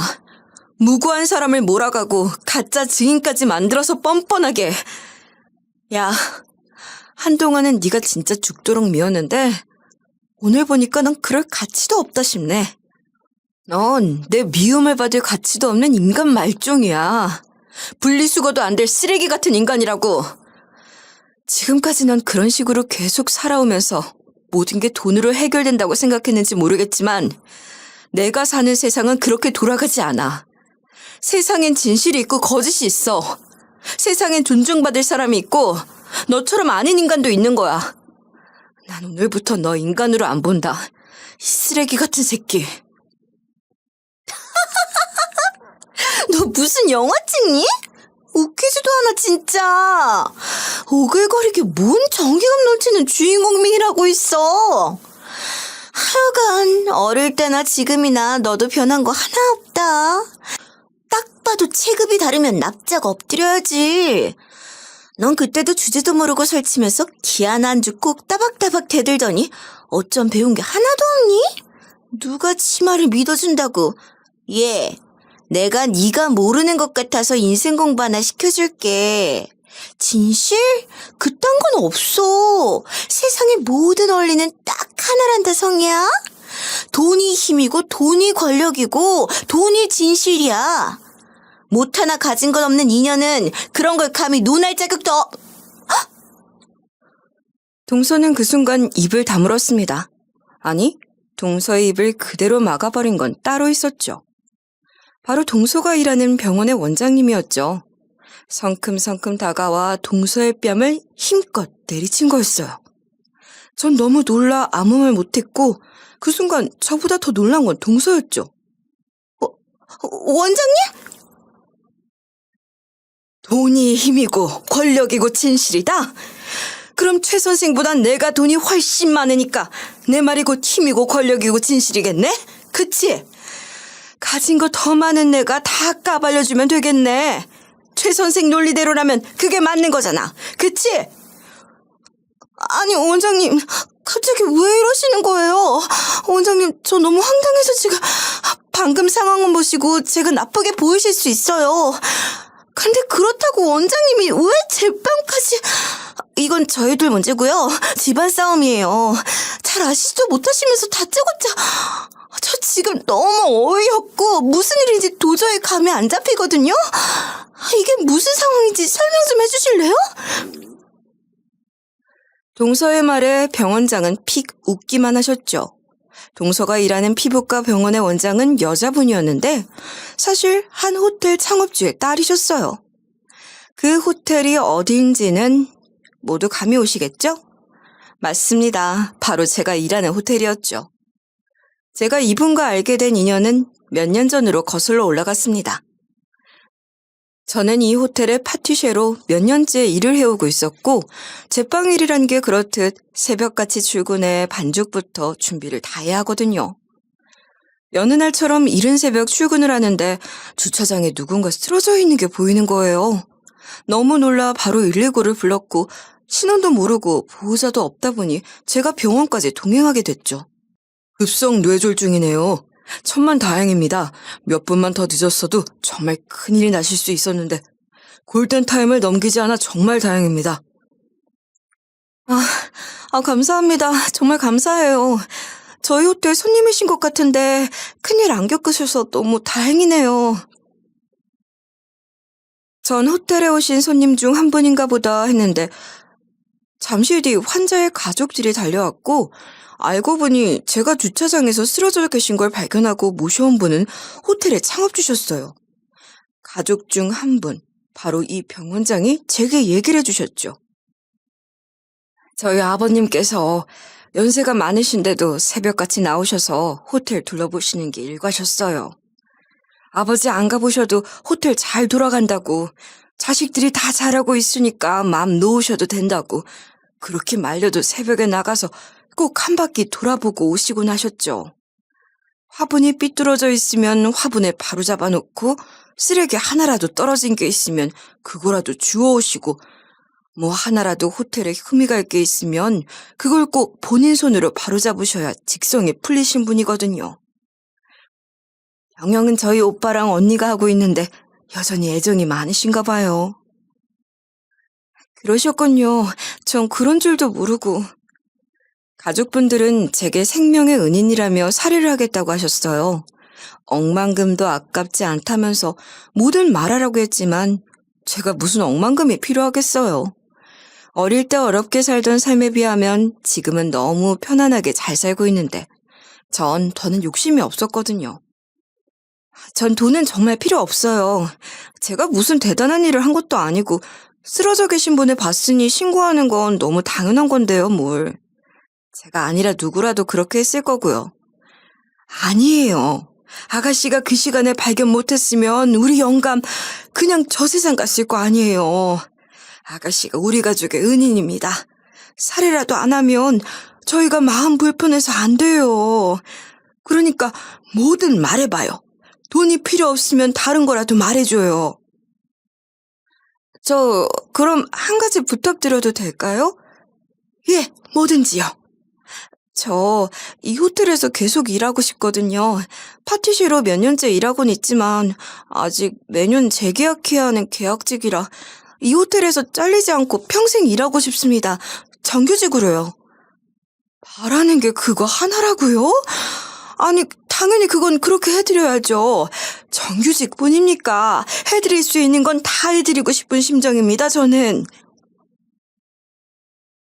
그 일이 있은 얼마 후 호텔에선 저를 호출했고 일개 계약직 파티쉐 중 한 명이었던 저는 전체 디저트 총괄 팀장이 됐습니다. 제가 팀장이요? 너무 과분한 자리예요. 제가 창업주님을 발견하고 병원 모셔간 걸로 받기엔 너무 특혜 같아서.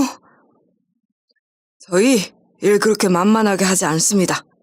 이성희 씨가 그동안 저희 호텔에서 해오신 것들 다 확인했어요. 경력도 오래되셨고 케이크며 디저트 만드는 능력도 워낙 탁월하고 충분히 이 일을 맡아주실 역량과 능력이 된다는 걸 알고 맡기는 거예요. 그러니까 잘해주세요. 잘 부탁드립니다. 그렇게 전 그토록 바라던 평생 일자리 보장은 물론 몇 계단 승진에다 연봉 인상까지 한 번에 다 이룬 거였죠. 이후 저는 중요한 자리마다 디저트를 모두 담당하며 인정을 받아왔습니다. 그리고 이날 병원에 온 것도 녹즙 배달 때문이 아니라 병원장을 만나러 온 거였어요. 같이 점심이나 먹자고 할 얘기가 있다며 절 부르셨거든요. 사실 동서가 이 근처 어디 병원에 근무하는 건 알고 있었어요. 그런데 이 동네 피부과가 한둘도 아니고 딱 이 병원인 건 모르고 있었죠. 그런데 여기서 한 가지 더 반전이 저도 전혀 몰랐던 얘기가 병원장 입에서 흘러나오는 거예요. 그렇잖아도 내가 성희 씨 불러서 따로 얘기하려고 했는데 이왕 이렇게 된 거 둘이 같이 있는 데서 들으면 되겠어요. 굳이 두 번 나눠서 얘기할 거 없고 잘 됐네. 왜 요번에 호텔로 케이크에 이물질 들어갔다는 클레임 들어왔었지? 원장님께서 그걸 어떻게 알고 계세요? 그때 당시에 호텔 측으로 성희 씨 이름을 콕 집어서 불만을 표시했다고 했고, 그치? 아, 네, 맞아요. 그게 저도 좀 의아했었거든요. 어떻게 그 케이크 만든 사람이 저인 걸 알고 콕 집어서 저를 징계주라고 했는지. 내가 우리 언니한테 들어보니까 그때 성희 씨가 휴직한 뒤로도 클레임이 계속됐다는 거야. 근데 성희 씨가 휴직한 건 몰랐던 모양이지? 호텔 홈페이지며 전화며 다 마비가 될 정도로 지독하게 클레임을 걸어대고 이 케이크 담당한 이성이 안 자르면 고소하고 불매운동 들어갈 거라고 으름장을 놨다고 하더라고.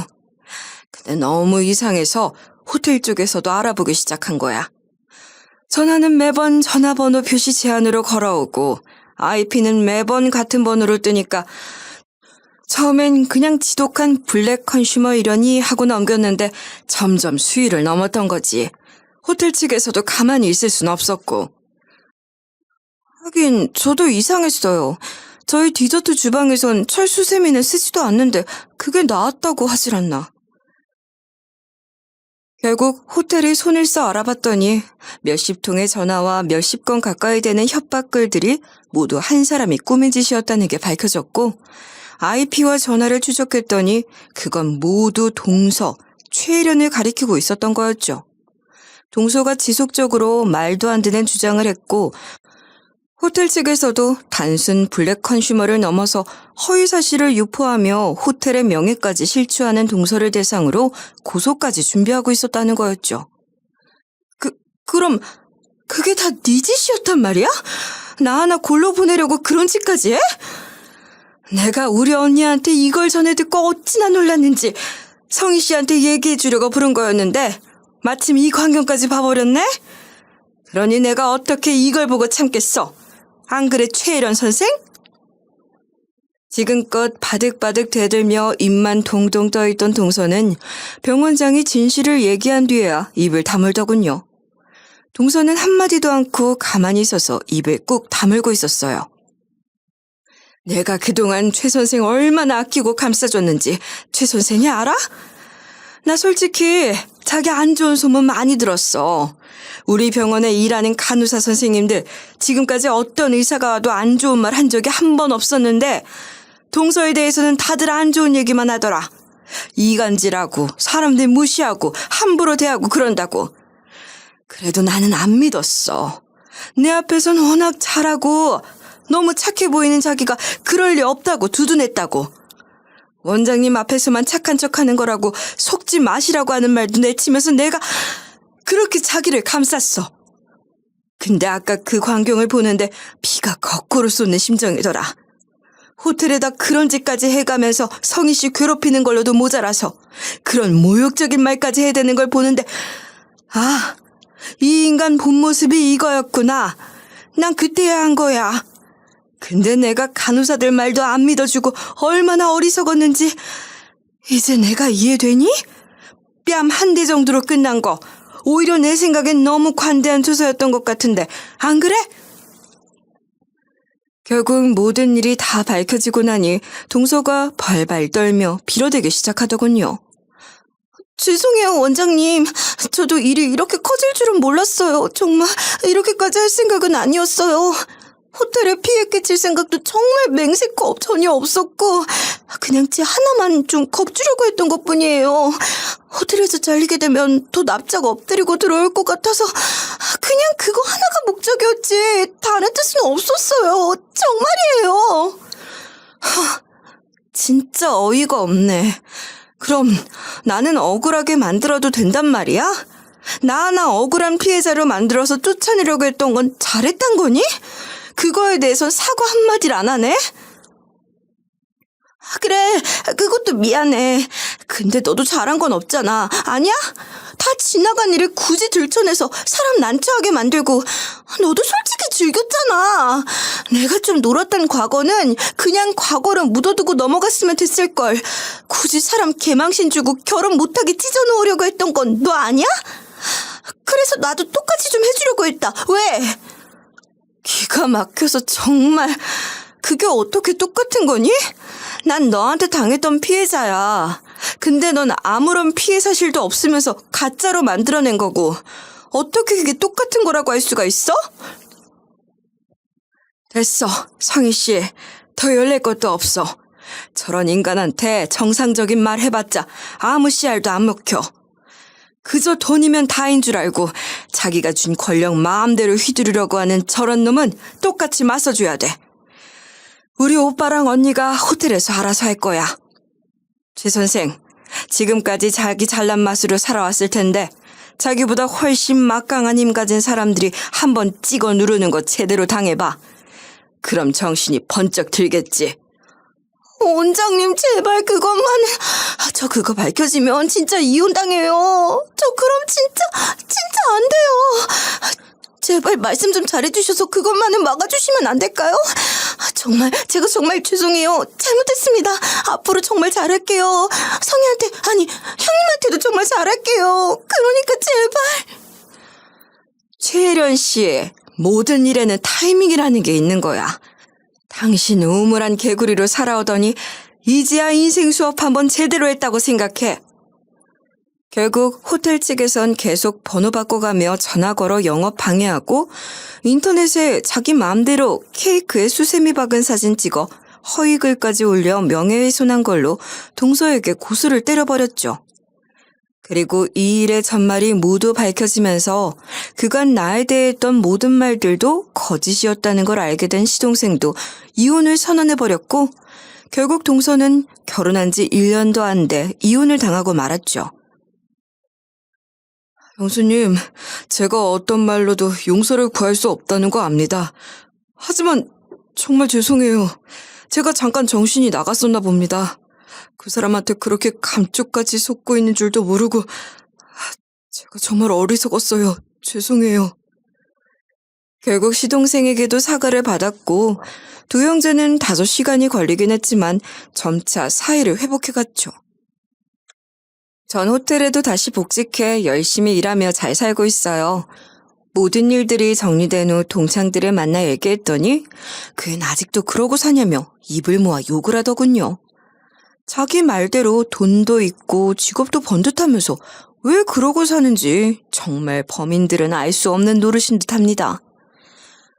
이런 게 어릴 때부터 그렇게 싹수가 놀았더니 사람 정말 안 변한다.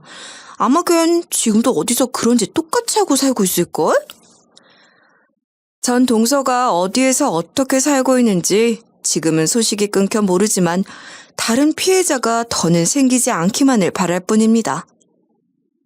또 다른 마음고생하는 피해자가 나오지 않기 위해서라도 부디 조금이나마 느끼고 반성한 게 있었으면 좋겠네요.